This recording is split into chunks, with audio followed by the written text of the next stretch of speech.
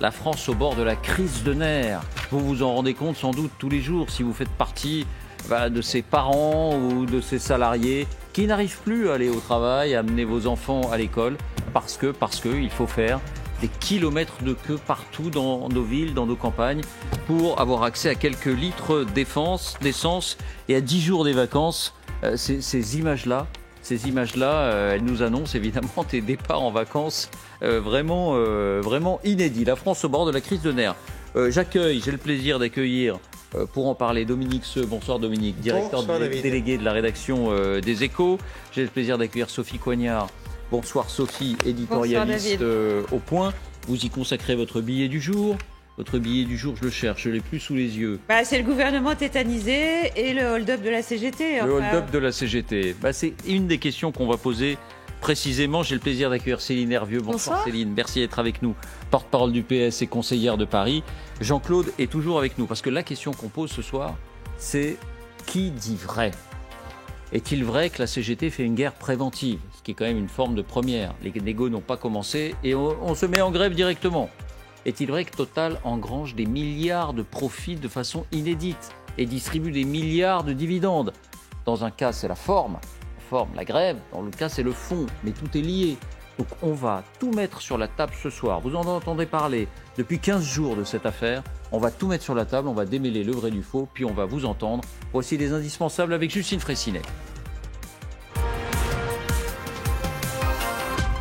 Bonsoir Justine. Bonsoir David, bonsoir à tous. 5 affirmations, vous nous dites si c'est vrai ou si c'est faux. Toute dernière image, Philippe Martinez, parce que pour la CGT c'est un enjeu national évidemment cette grève. Le secrétaire général de la CGT qui est en ce moment à la raffinerie de Gravenchon-Port-Jérôme en Normandie. Ce n'est pas une raffinerie Total, c'est une raffinerie ExxonMobil. Mais ça concerne les deux entreprises, cette grève, et il va échanger avec les grévistes de la CGT. C'est dire à quel point il y a un aspect politique, évidemment, très fort sur toute cette histoire. 5 affirmations, vous nous dites si c'est faux ou si c'est vrai. Première affirmation, écoutons Gabriel Attal, le ministre du Budget. Moi, je trouve toujours assez curieux de faire une grève préventive, alors même que des discussions sont annoncées et qu'une hausse de salaire est annoncée. Alors, Justine, il s'agit donc d'une grève préventive avant même que les discussions aient commencé. C'est vrai ou c'est faux ? Eh bien, c'est vrai. En ce qui concerne Total, David, il est vrai que la CGT et FO se mettent en grève pour une augmentation de 10% des salaires en 2023, alors même que ces négociations salariales n'ont pas commencé. Elles sont prévues pour le 15 novembre. C'est d'ailleurs ce qu'a condamné le secrétaire général de la CFDT, Laurent Berger, lui-même. Alors attention, on le disait, c'est vrai pour Total, mais pour ce qui est d'ExxonMobil, ce n'est pas une grève préventive. Les négociations avec la direction ont démarré lundi et c'est justement ces premières discussions qui ont amené la CGT et FO à se mettre également en grève. Deuxième affirmation, les grévistes seraient souvent très minoritaires dans les raffineries. Bref, une petite partie de salariés suffirait à bloquer les raffineries et les dépôts et à provoquer cette situation. C'est vrai ou c'est faux ? Eh bien c'est vrai David, si on prend l'exemple de cette raffinerie Total de Donges en Loire-Atlantique qui vient de rejoindre la grève, la CGT annonçait ce matin moins de 40 salariés grévistes alors que le site en compte 650. Ça reste donc une toute petite partie, à peine 6%. Autre exemple pour la raffinerie ExxonMobil de Gravenchon-Port-Jérôme en Normandie. Ce matin, la CGT comptait 45 grévistes sur un total de 1150 salariés pour la partie raffinage. C'est aussi une toute petite partie, à peine 4%. Troisième affirmation, et disons-le, c'est celle qui fait le plus parler depuis quelques jours. Ces salariés des raffineries ou des dépôts ont des revenus bien supérieurs à la moyenne. Certains toucheraient jusqu'à 5 000 €. C'est vrai ou c'est faux ? Eh bien, c'est sans doute vrai. Total et la CGT se livrent depuis quelques jours à une bataille de chiffres. Alors, prenons les documents sur cette fiche de paye que vous allez voir qui a été donnée par la CGT pour ExxonMobil. Et supposons que les salaires soient équivalents chez Total. On peut lire rémunération de base 2 243 €. En ajoutant différentes primes, notamment pour les horaires décalés, on arrive à un salaire brut de 3 241 €. Ajoutons maintenant le 13e mois, c'est-à-dire environ 200 € par mois. Certains ont un 14e mois, mais on n'en tient pas compte ici. Et si l'on ajoute maintenant l'intéressement et la participation mensualisée, parce qu'elle est de 9 000 € par an en moyenne chez Total, je dis bien chez Total, on arrive quasiment à 4 200 €. Donc pour les salariés qui ont de l'ancienneté et qui ont éventuellement un 14e mois, on arrive sans doute autour de 5 000 €, même s'il est impossible effectivement de trancher totalement. Mais en tout cas, l'ordre de grandeur est sans doute vraisemblable. Bien. 4e affirmation, les compagnies pétrolières ont fait des profits records ces derniers mois ou cette dernière année et versé des dividendes records. C'est vrai ou c'est faux? Là, on est plus sur la forme, on est sur le fond. On était déjà sur le fond avec les revenus quand même. Eh bien, c'est vrai. Commençons par Total Energy. Pour la seule année 2021, le groupe a fait 16 milliards de dollars de bénéfices.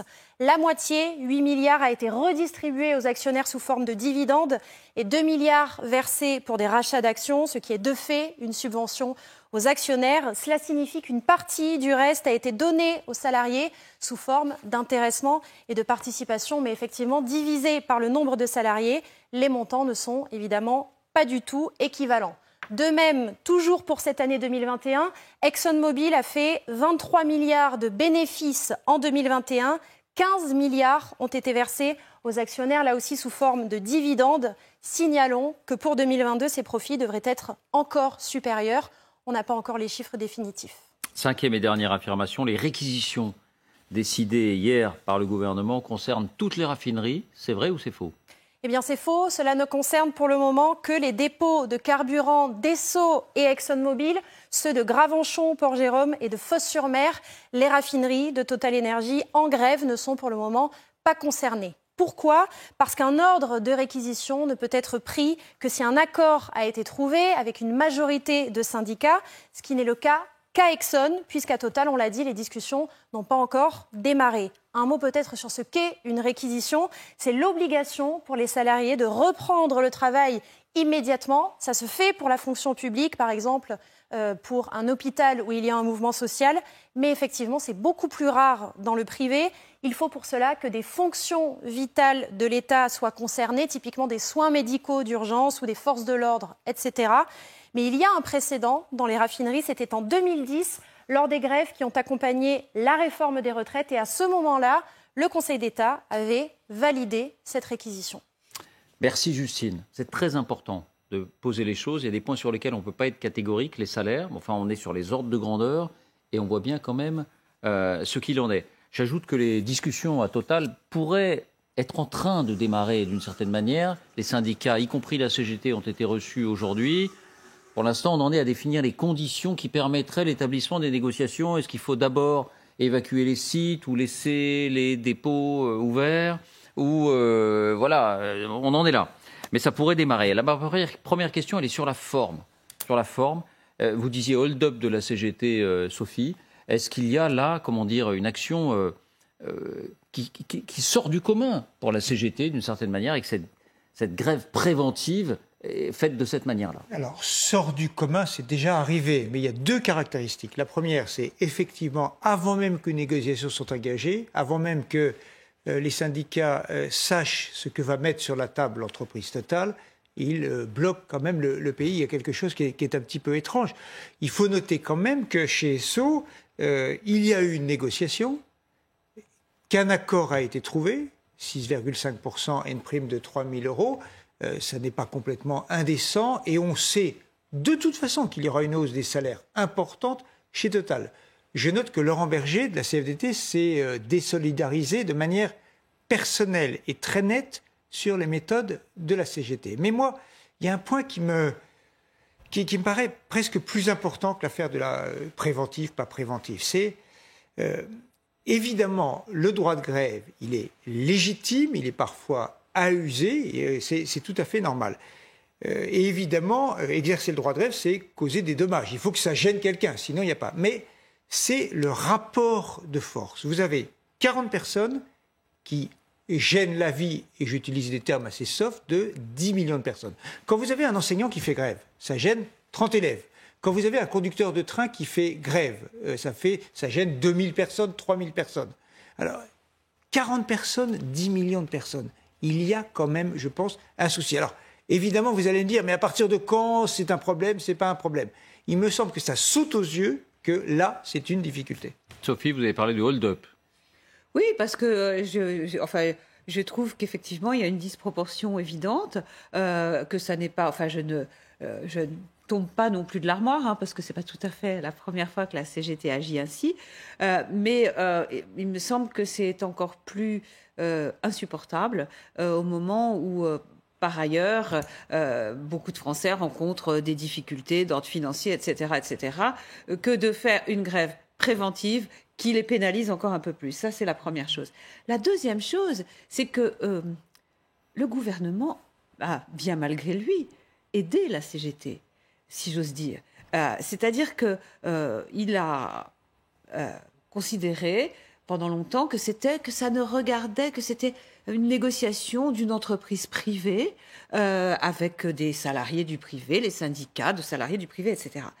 Et là, franchement, il y a de quoi laisser perplexe. C'est-à-dire que, est-ce que c'est vraiment une affaire privée entre gens privés quand tous les automobilistes de France sont empêchés, quand toutes les infirmières de France cherchent de l'essence? Et que ça provoque des bagarres, là, comme on le voit aussi. Et que ça provoque des troubles à l'ordre public absolument évidents. Enfin, qui peut croire que s'il n'y a plus de carburant en France, c'est une affaire qui concerne des acteurs privés? Donc, tant de retard aussi pour le gouvernement. Des interprétations. Oui, et puis ce sont les plus fragiles, malgré tout, qui sont pénalisés, parce que quand on est en zone urbaine, on peut utiliser les transports en commun, on peut éviter de sortir, mais lorsque vous êtes en région et que vous devez vous déplacer pour aller travailler, que vous devez vous déplacer pour pouvoir s'occuper aller emmener les enfants à l'école, etc., c'est un vrai souci. Et c'est vrai que là-dessus, la CGT, alors non seulement elle est minoritaire, mais j'ai envie de dire, j'ai entendu un certain nombre de gens dire, vous comprenez, il faudrait plutôt être solidaire. Mais ça n'est pas parce qu'on peut comprendre telle ou telle revendication. Moi, je veux bien entendre que ici ou là, il y a des gens qui sont sur des sites industriels sensibles, difficiles, pénibles. Quand on est dans une raffinerie, c'est pas le Club Med.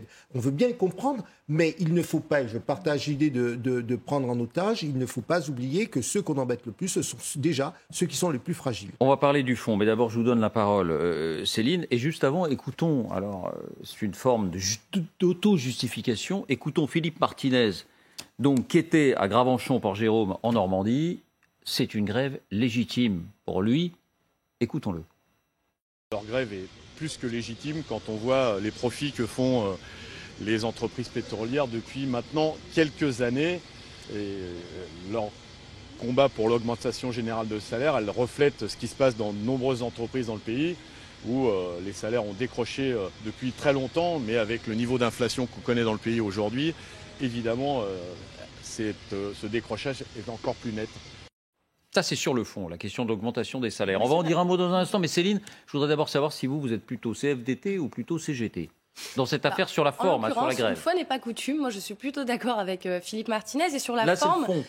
Oui, mais je parle de cette grève, de sa forme et de ses conséquences. Oui, tout à fait. Non, mais j'entends, mais effectivement, ce qui était dit sur la question du rapport de force, c'est essentiel parce que quand vous arrivez à la table des négociations et que vous avez déjà bloqué une partie du pays, vous arrivez évidemment pas avec les mêmes armes et la même assise face à la négociation. Donc, moi, je suis quand même étonnée qu'on fasse porter toute la responsabilité sur la forme des grévistes qui choisissent ce modèle, qui choisissent de renoncer quand même à leur rémunération dans un moment de contexte économique qui est très compliqué pour défendre une idée sociale, une vision, une meilleure répartition des richesses au sein d'un groupe. Donc, ils demandent le paiement des jours de grève dans la future négo qui va s'en tout à fait, oui. Bah, bien sûr, non, mais ils ont raison, si vous voulez. On arrive à un point, la colère sociale gronde dans le pays. Donc eux, finalement, ce sont des porte-paroles. Moi, je les vois comme ça parce qu'on voit qu'effectivement, il commence à y avoir d'autres mouvements d'ailleurs qui commencent à s'amorcer dans d'autres secteurs aussi, notamment dans l'industrie nucléaire, par exemple. Et je pense que c'est une colère sociale qui était déjà présente auparavant et qui commence à s'exprimer là. Même si la négociation n'a pas commencé. La négociation va commencer, mais en fait, on sent bien que la direction de Total est un petit peu sur les dents quand même. On sent bien. Alors, pour moi, c'est la direction de Total qui est responsable du blocage dans la situation. Alors, elle a pris des engagements écrits sur l'augmentation des salaires. On attend de voir les augmentations de salaire, mais effectivement, c'est dommage d'attendre. En fait, vous voyez, finalement, ils ont bien fait d'aller justement à la confrontation, à la grève directement, puisque c'est comme ça qu'ils obtiennent gain de cause. Vous pensez que s'ils étaient arrivés gentiment en se présentant devant le bureau des DRH, ils auraient obtenu ça? Non. Donc malheureusement, ils sont obligés d'en arriver là pour défendre leur vision. Et donc c'est un petit peu étrange qu'il y ait 10 millions de Français qui soient concernés parce qu'on ne sait pas ce qui a été mis sur la table. Oui, et puis sur la forme, moi, il y a quelque chose qui m'amuse beaucoup dans le commentaire que fait Philippe Martinez, sa petite visite, etc., on voit bien qu'il est un peu gêné aux entournures. C'est-à-dire qu'effectivement, il explique que c'est super légitime, etc.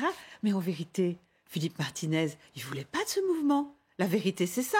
C'est que la Fédération de la chimie qui a lancé ce mouvement et qui représente, incarne l'aile dure, j'allais dire l'aile stalinienne, c'est peut-être un peu excessif encore que de la CGT, est totalement anti-Martinez et encore plus anti-dame qui doit succéder à Philippe Martinez, qui, comme vous le savez, ne se représentera pas au prochain congrès de la CGT. Donc Philippe Martinez, pour finir de commenter la forme, donc je trouve que, c'est un acteur supplémentaire dans la forme telle que vous la représentez. Il faut avoir ça aussi en tête. Sur la question de la forme, juste pour des questions de communication, moi je trouve ça quand même, parce qu'il a été question de révéler les fiches de rémunération des salariés, moi je trouve ça honteux et malhonnête de mettre sur la table la question de la rémunération comme si le fait de gagner 4 000 € par mois vous empêchait de faire grève. La grève, c'est un droit constitutionnel qui doit être garanti pour tout le monde. C'est peut-être l'intéressement au bénéfice qu'il est intéressant. Ne me dites pas, mais bien sûr, mais déjà je suis ravie de voir que c'est mensualisé. Ne me dites pas. Mais ça, c'est un argument qui est malhonnête déjà de prendre une moyenne. La rémunération de Patrick Pouyanné, quand même. Mais alors justement, non, mais alors sur la Donc question de la rémunération, vous voulez dire le patron qui a multiplié par 2 sa rémunération depuis 2020? Oui, ça c'est important parce qu'il a un devoir de représentation. Mais pas les salariés. Mais pas les salariés. C'est pas le fait de lever le secret sur la rémunération pour les salariés. Ce qui m'embête, c'est de parler d'une moyenne de rémunération. Une moyenne de rémunération et de dire que voilà, ça concerne, on généralise en fait cette rémunération aux opérateurs dans les raffineries. Vraiment, c'est malhonnête. C'est poser le débat de façon. Sur le fond, est-ce que vous êtes d'accord sur le fait que malgré tout, il y a une situation extraordinaire au sens premier du terme, une forte inflation et de gros bénéfices pour une entreprise? Donc après, ça c'est l'affaire de la négociation. Mais est-ce qu'il n'est pas normal qu'une entreprise partage ces bénéfices exceptionnels? Évidemment. Total, très sincèrement, est à peu près aussi coupable que la CGT dans son genre. C'est-à-dire que effectivement, vous avez une entreprise qui touche le jackpot, parce que c'est ça le problème, c'est que... Comme Exxon d'ailleurs. Mais... Non mais oui, comme tous les énergéticiens. Mais simplement, c'est pas parce qu'ils ont été des super stratèges, c'est pas parce qu'ils ont été des génies de l'entrepreneuriat, c'est juste parce qu'ils touchent une rente. Là, en ce moment. On peut tous en être d'accord. Je pense que... Jean-Claude. Je voulais juste terminer. Donc, il y a ce premier point. Et le deuxième point, c'est qu'effectivement, comme Justine le montrait très très bien, il y a un petit problème qui est illustré par Total, mais qu'on connaît bien, qui est un problème récurrent, qui est que le partage des profits entre le travail et le capital, d'une manière tendancielle, a tendance à plus valoriser désormais le capital que le travail. Et là, avec Total... Sur quelques grands coups, pas dans l'ensemble de l'économie. Non, si on prend macroéconomiquement... Non. Alors si, par exemple... Globalement, je l'ensemble suis pas sûr qu'il y ait une évolution. Il n'y a pas de déformation. Non, mais depuis 40 ans. Économiquement, non. Mais si on prend globalement le partage des bénéfices entre travail et capital, on arrive quand même... Globalement, c'est stable. Mais quand il y a des profits exceptionnels la question se pose. Jean-Claude. Effectivement, lorsqu'il y a des profits exceptionnels, il faut qu'ils soient mieux repartagés avec le personnel. Mais je dirais que derrière cette grève chez Total, parce que là encore, on a une entreprise qui gagne beaucoup d'argent, ce qui se cache en réalité, dans nos sociétés, et c'est vrai dans la société française, c'est vrai en Europe, c'est vrai en Occident d'une manière générale, c'est le partage des richesses. Ce débat que nous avons du mal encore à appréhender, parce qu'on le voit bien, il est manichéen. Lorsque on a d'un côté la CGT qui bloque tout, et là, sur la forme, je ne suis pas complètement d'accord, qui bloque tout et qui dit, ben oui, on défend les autres, et puis de l'autre côté, il y a Total qui dit, mais on n'avait pas encore discuté. La réalité du débat, c'est la richesse, le partage des richesses. Dominique, et puis en fait, il y a deux types. Les entreprises ont eu plusieurs stratégies tout au long de 2022. Certaines entreprises ont décidé de faire 1, 2, 3 négociations. On augmente. Certaines entreprises ont commencé dès novembre l'année dernière, ont continué en mars et recommencent cette année. D'autres, et c'était la stratégie de Total, qui est peut-être une erreur, mais leur stratégie, c'est de dire on attend de connaître le niveau d'inflation sur l'ensemble de l'année 2022, et comme ça, au mois de décembre, novembre, on y verra quand même plus clair. Mais de toute façon, attendez, il y aura 5, 6, 7, 8%, et de toute façon, l'intéressement participation, il va être absolument considérable sur les résultats de 2022, puisque c'est déjà 9 000 € par salarié sur les résultats de 2021. Donc, de toute façon, ça va être absolument considérable. Qu'ils doivent faire beaucoup, il n'y a aucun doute.